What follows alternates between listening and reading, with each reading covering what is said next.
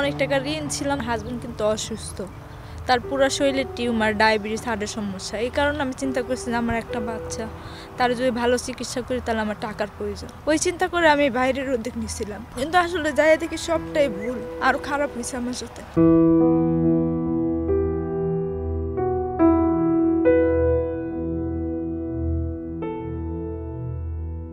যন্ত্রণা আর বিভীষিকা ঝরে পড়ছে অশ্রু হয়ে। মানব পাচারকারীদের কালো থাবায় পিষ্ট আরেকটি জীবন, আরেকটি পরিবার।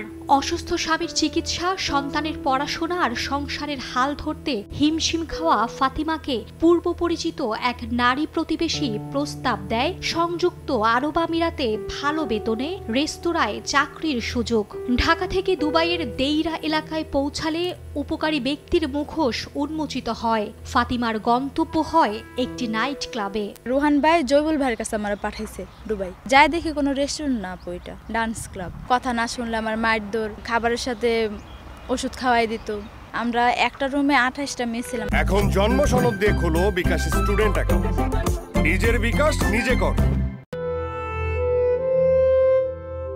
4.5 মাসের নরক যাত্রায় নাইট ক্লাব থেকে শারজাহ, আবুধাবিতে ফাতিমা বিক্রি হয় আরও 3 বার। মাথা গোজার ঠাই ভিটে বিক্রি করে মুক্তিপণের 2 লক্ষ টাকা দিয়ে আধ মরা হয়ে দেশে ফেরত আসেন ভুক্তভোগী নারী। তার ভাষ্য, তিনি বেঁচে ফিরলেও বন্দিশালায় প্রাণ হারিয়েছেন অনেকে।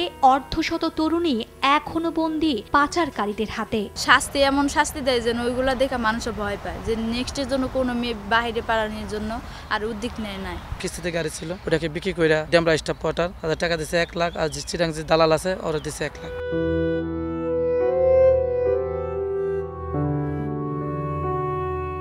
আইনে 90 দিনে অভিযোগ গঠন ও 180 দিনের মধ্যে বিচার শেষ করার বিধান থাকলেও আদালতে মানব পাচারের মামলা নিষ্পত্তিতে গড়ে সময় লাগছে 3 থেকে 5 বছর।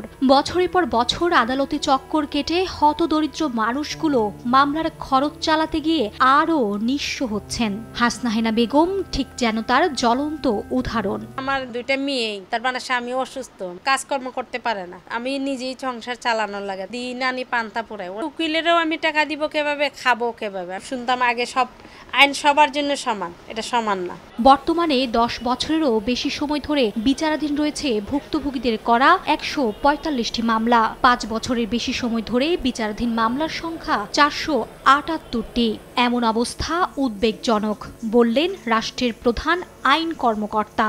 অবশ্যই উদ্বেগজনক। এই কারণে উদ্বেগজনক আমি বলি যে যদি সঠিকভাবে সাক্ষ্যগুলো উপস্থাপন করা না হয়, সেই ক্ষেত্রে আসামিরা খালাস পেয়ে যায়। এটাকে যেন অত দ্রুততার সাথে বিচারটা হয় এবং মানুষজন, সাধারণ মানুষ যারা প্রতারিত হচ্ছে তারা যেন বিচার পায়। মানব পাচারকারী সিন্ডিকেটে আছে প্রভাবশালীদের যোগ সাজশ, তাই অপরাধীরা থাকছে ধরাছোঁয়ার বাইরে, এমন অভিযোগ অভিবাসন কর্মীদের। এটার সাথে কিন্তু আমাদের দেশের অনেক প্রভাবশালী যদি বলি ব্যক্তিরা জড়িত হয়েছে। কুয়েতে আমাদের যে সাবেক এমপি, তাকে কিন্তু ওই দেশে মানব পাচারের অপরাধে তাকে শাস্তি দেওয়া হয়েছে। দৌরাত্ম্য বা তাদের ক্ষমতার কারণে আসলে আমাদের এই ভুক্তভোগীগুলো আসলে প্রকৃত ন্যায় বিচারটি পাচ্ছে না।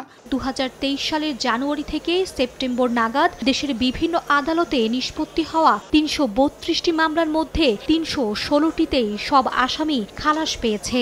অর্থাৎ ভুক্তভোগীদের করা মামলায় দোষীদের সাজা দেওয়ার হার মাত্র 4%।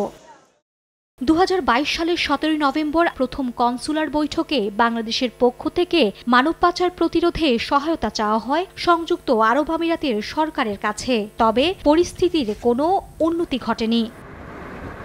মার্জিয়া মুমু, সময় সংবাদ, ঢাকা।